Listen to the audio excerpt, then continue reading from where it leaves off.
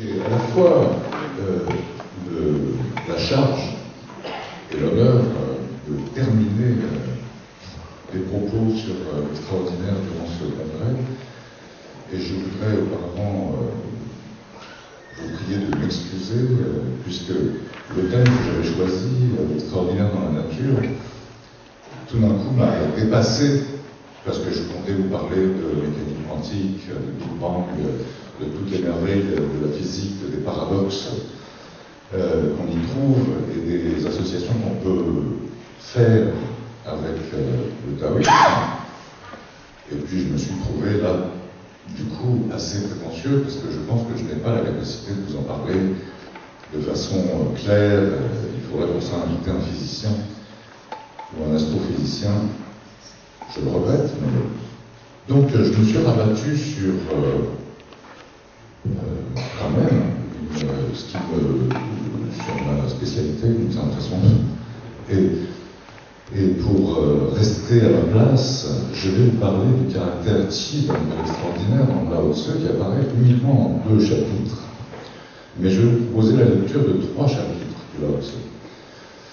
D'une part, les chapitres 57 et 58, qui traitent de, je dirais, la règle et de l'irrégulier, de la norme Jung et de l'extraordinaire, irrégulier, ce caractère dont on a arrêté de parler durant tout le week-end. Et pour cela, je vais...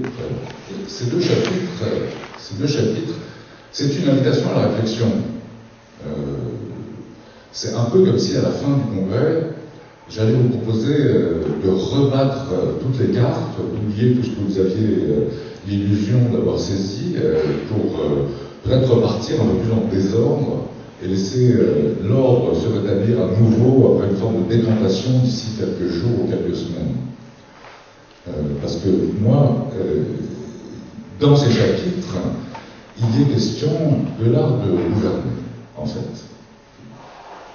L'art de gouverner, c'est autant l'art de gouverner un pays, que l'art de gouverner sa vie, que l'art de gouverner sa santé, son corps, son environnement personnel, son environnement psychique, de gouverner son destin, son vie. Et vous verrez que nous pourrons imaginer le gouvernement à tous ces niveaux de l'être. Ce chapitre 57 du Lao Tse, je vais vous le lire, je vais le traduire au fur et à mesure, dit « Li zheng zhe guo yi qi yong ping » sur cette première ligne ici. Donc, pour gouverner, on gouverne un pays par la norme, et c'est par la non-norme, l'irrégulier, qi, donc ce caractère extraordinaire, par la surprise, que l'on fait la guerre. Donc on gouverne en temps de paix par la norme, et on fait la guerre par surprise. Mais, wu she tu tian jia, mais c'est sans affaire, c'est-à-dire en restant finalement sans agir, sans action particulière, qu'on peut s'emparer, tiens, de l'empire sous le ciel. Donc c'est de ce troisième terme surtout qu'il va être question. Comment s'emparer finalement de l'empire sans agir, ni par la règle, ni par l'extraordinaire, la surprise. Wu ri zhe qi ran hu. Et comment, moi, je connais cela? Yi ce, eh bien, par ceci, par ce qui suit. Tian xia tuo qi hui ming mi ping. Sous le ciel, c'est-à-dire dans l'Empire, sur terre, plus il y a d'interdits et de tabous, plus le peuple devient pauvre. faut le voir donc à plusieurs niveaux.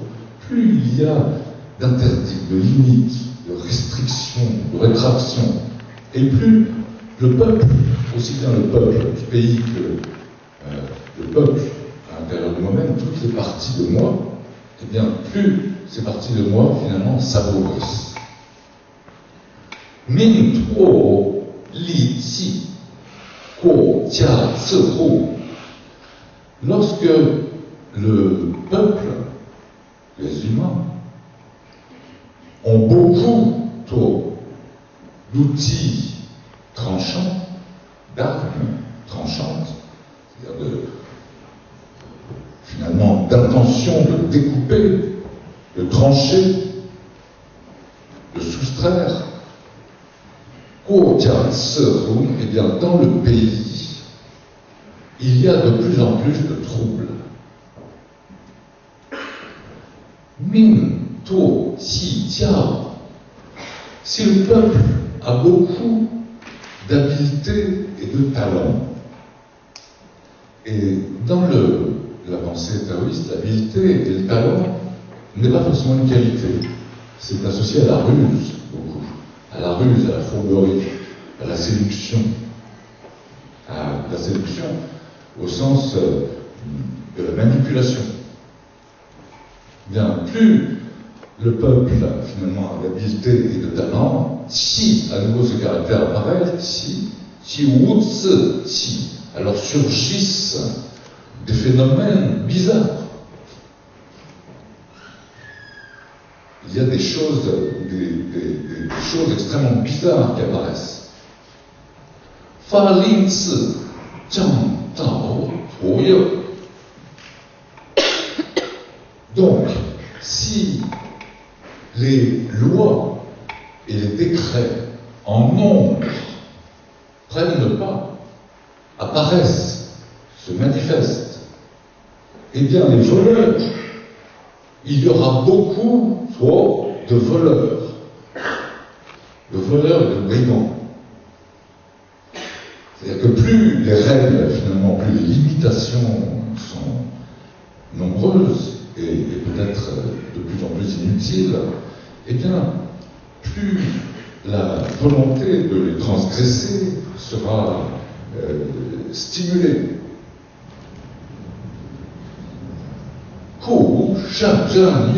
C'est pourquoi les hommes sages disent, Shang c'est le héros un peu du Lao Tzu. Vous voyez ici l'oreille, la bouche et là le caractère de la royauté. La royauté, c'est donc ce qui fait le lien, ce qui en moi fait le lien, le trait vertical, entre le ciel, la terre et l'homme au milieu. C'est-à-dire ceux qui par l'écoute et par la parole font le lien, rassemblent, réunissent le ciel, la terre et l'homme, ceux-là sont dans une forme de sagesse. Et c'est le principal personnage du Lao Tzu. Ce sont les hommes saints, comme dit Clothard, les hommes sages, les hommes accomplis. Donc cet homme accompli dit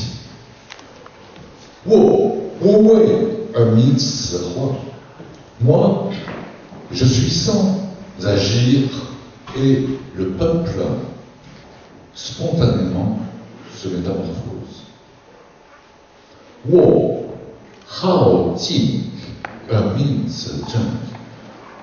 Moi, j'aime la tranquillité et le peuple spontanément se gouverne.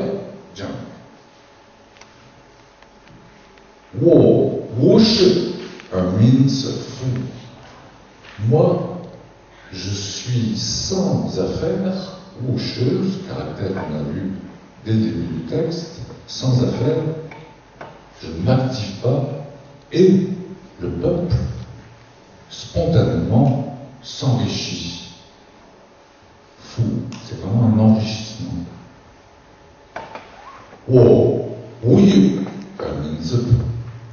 Moi, je suis sans désir, et le peuple, spontanément, revient au simple, se simplifie. Tout, c'est ici le bois brut. bois, et ici le radical bout de la divination, de la poésie, c'est-à-dire c'est vraiment le bois en toute ça, c'est une métaphore pour évoquer le Tao, tout simplement, le bois brut. Donc vous voyez dans ce texte qu'il est question de rester, je dirais, sans choix particulier, sans décision, sans façon de trancher particulière, sans agir, parce que pour le taoïste, qui s'exerce chaque jour à accueillir la totalité de ce qu'il y a et être en présence de l'ensemble plutôt que de se créer un monde trié où il n'y aurait que ce qu'il préfère, eh bien, d'un côté ce qu'il préfère et de l'autre côté ce qu'il déteste, hein, parce que c'est en général comme ça que nous fonctionnons. Nous aimons certaines choses et d'autres choses nous n'aimons pas. Or, nous sommes bien obligés de prendre à la fois ce que nous aimons et ce que nous n'aimons pas. Et ce que nous n'aimons pas n'est pas un défaut du destin, ce que nous n'aimons pas fait partie de la ligne de faille de notre destin lui-même.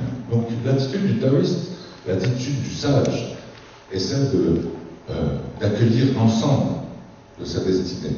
Et là, pour ramener son peuple, je dirais ses multiples facettes de lui-même, ou les multiples facettes de son environnement, vers le simple, vers le calme, vers l'enrichissement, vers une forme de gouvernement éclairé de soi et du peuple.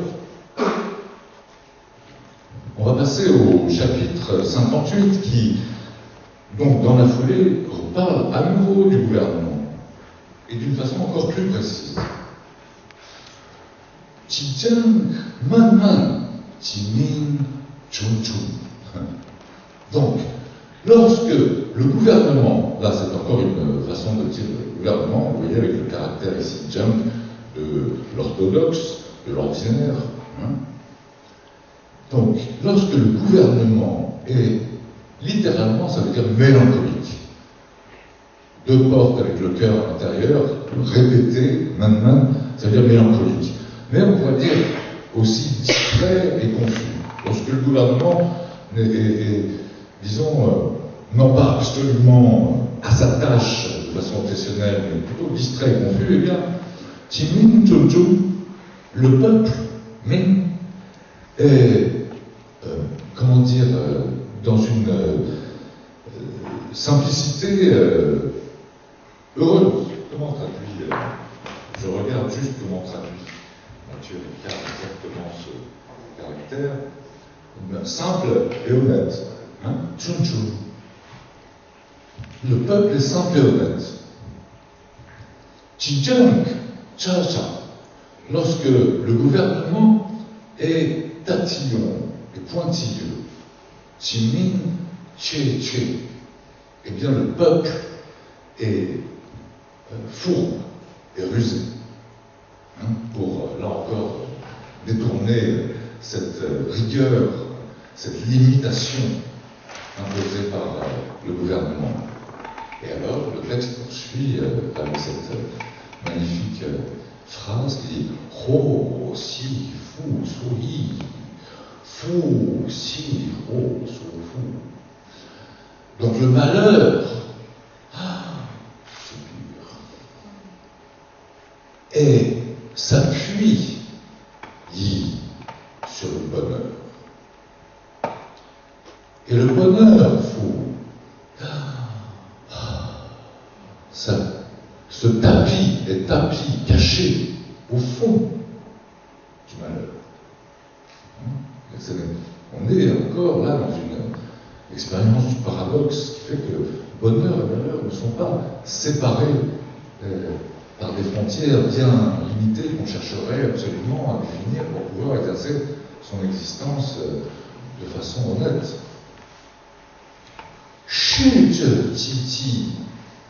Comment et qui peut connaître, qui peut donc connaître la limite, l'extrémité de cette assertion comme quoi le bonheur s'appuie sur le malheur, le bonheur est tapis au fond du malheur et que le le malheur s'appuie sur le bonheur. Wu Zheng, il n'y a pas de règle. Voilà ce que ça dit exactement. Il n'y a pas de règle. Zheng Fu Wei Qi. Alors, ça, c'est une phrase bonne pour se convaincre. Zheng Fu Wei Qi. Lorsque la règle se retourne, le retournement de la règle, Wei Qi, c'est l'étrange. Le retournement de ce qui est régulier, c'est ce qui est étrange. C'est-à-dire c'est l'autre face, un peu comme les hexagones, c'est en filigrane dans la règle, et bien il y a l'étrange. Shang-Fu, regarde, le retournement fou de ce qui est bon, Shang, c'est le maléfice, regarde, c'est ce qui est mauvais, regarde. C'est-à-dire que on imagine ce qui est bon est bon, un homme bon, mais l'homme bon n'est pas forcément celui qu'on croit. On peut être bon pour effectivement être reconnu comme étant bon pour des fins personnelles, entièrement personnelles. Et donc ça devient aussi de la séduction là. De la une forme de ruse à l'usage de soi. Ming Zhe Mi, Qi Zhe Pu Qiu. Comment dire, l'égarement des hommes, l'égarement du peuple, eh bien, il dure depuis l'aube des temps, il dure depuis des jours et des jours à ce propos.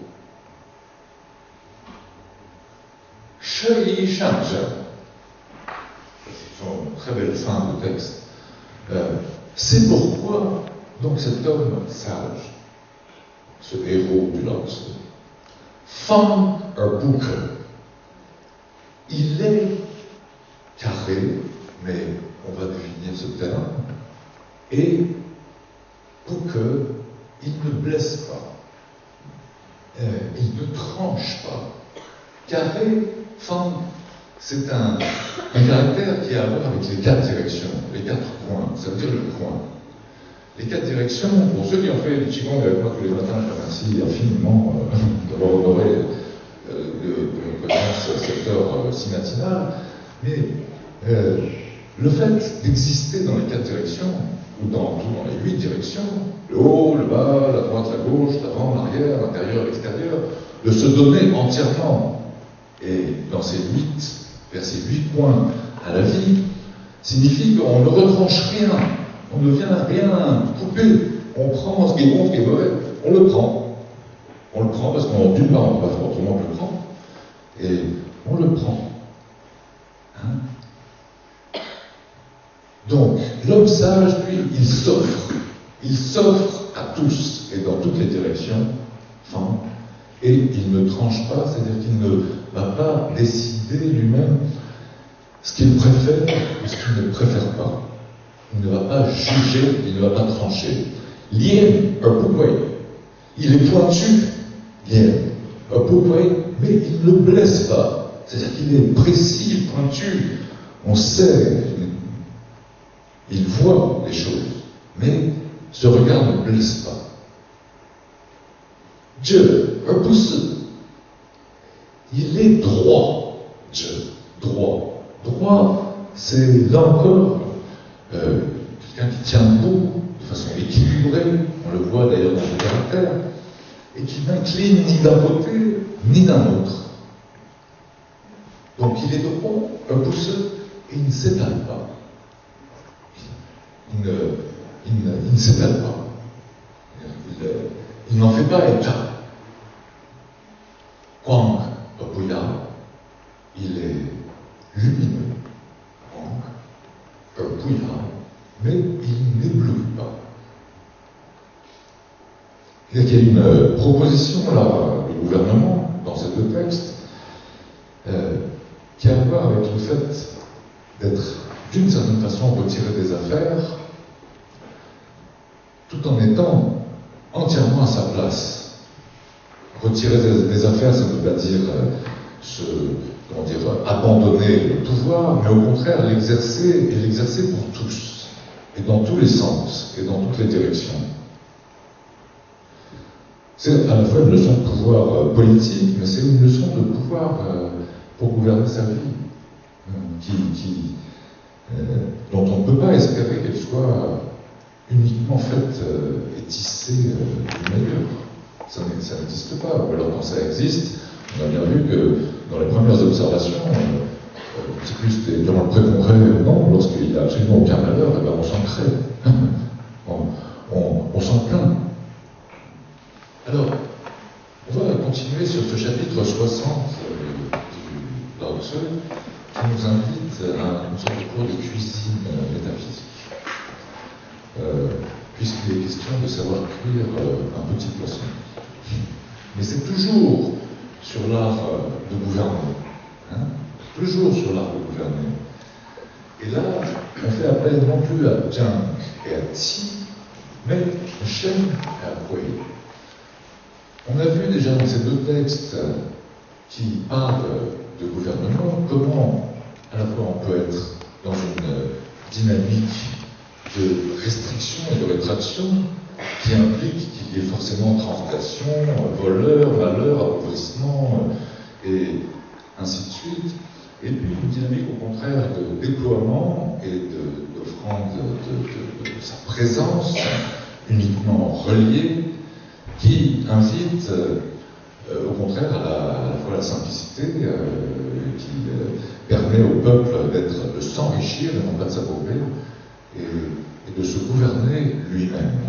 Là, sous une autre forme, on va voir que ce couple-là, Shen et Hui, reprend les mêmes termes, puisque Shen est du côté de cette radiance de l'esprit, de ce rayonnement que la vie nous invite à manifester, c'est-à-dire que l'univers a besoin de la nature singulière de chacun de nous pour s'en réjouir, et que donc il nous faut nous y autoriser.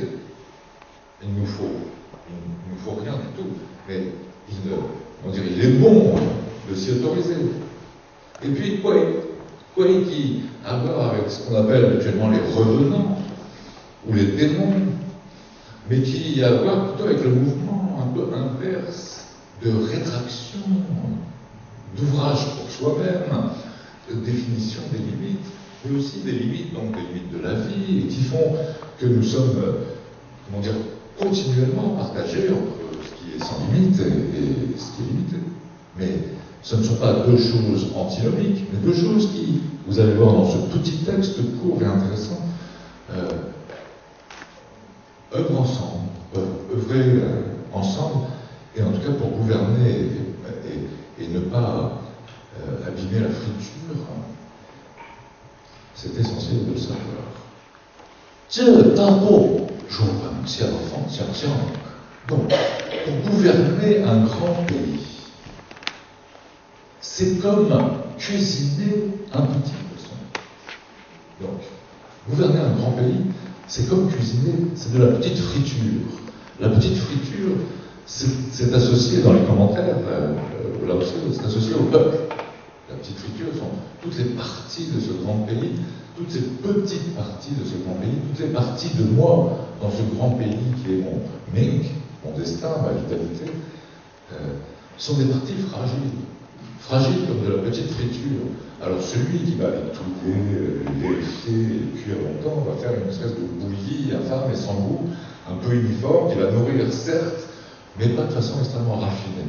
Or là, pour ne pas abîmer le petit poisson, on va nous donner quelques conseils. Donc, il parle li tian xia, ji gui bu shen. Donc, pour celui qui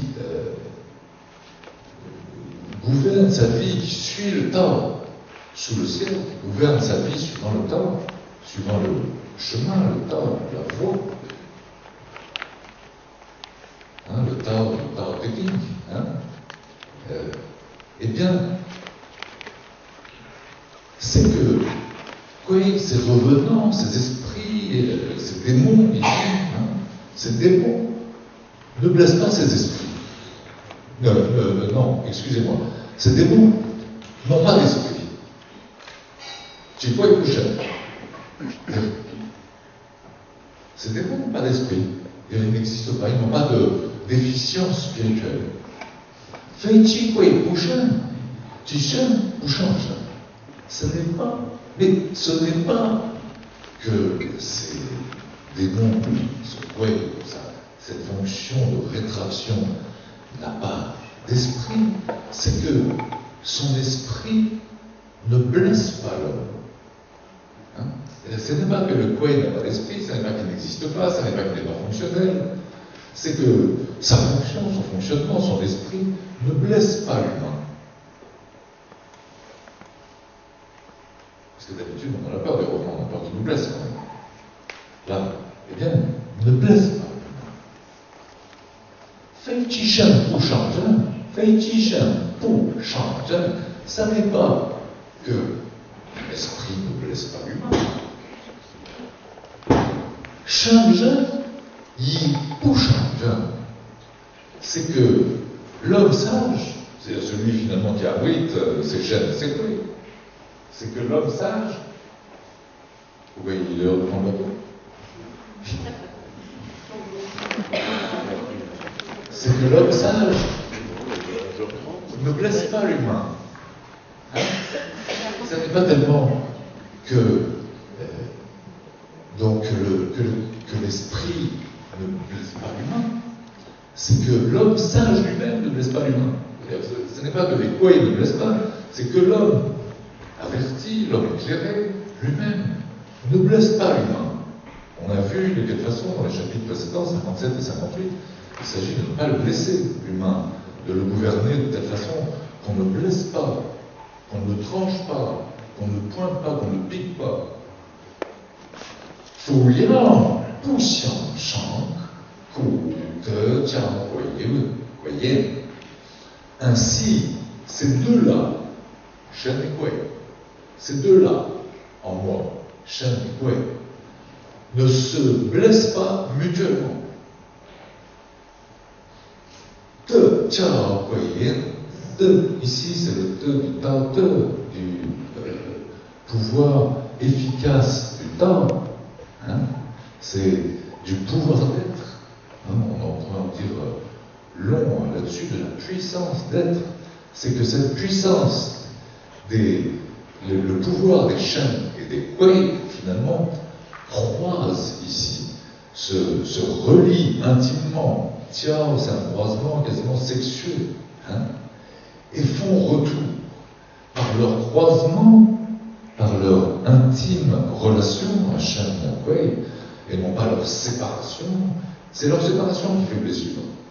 Leur croisement, leur intime relation, eh bien c'est ça qui nous permet une forme de retour, c'est-à-dire de retour vers le Tao, c'est-à-dire de revenir vers le mouvement naturel, de revenir vers cette, je dirais, éthique humaine du taoïsme qui consiste à rayonner, à s'offrir, à ne pas blesser, à gouverner, à accomplir le travail, à se retirer, finalement, à ne pas s'étaler, à ne pas insister, à ne pas appuyer sur les choses, à ne pas blesser l'autre, à accueillir le bon comme le mauvais.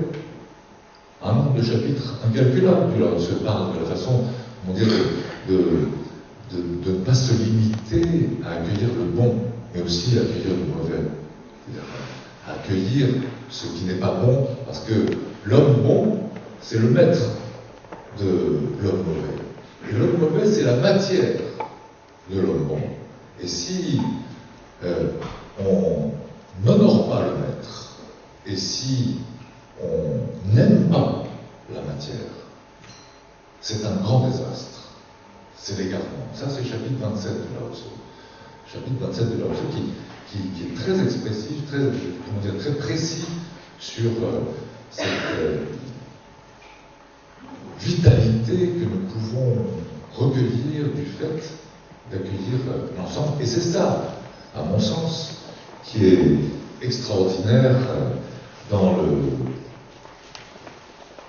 dans cette dans ce rassemblement et dans cette communauté d'être, dans cette simultanéité d'être entre ordinaire et extraordinaire.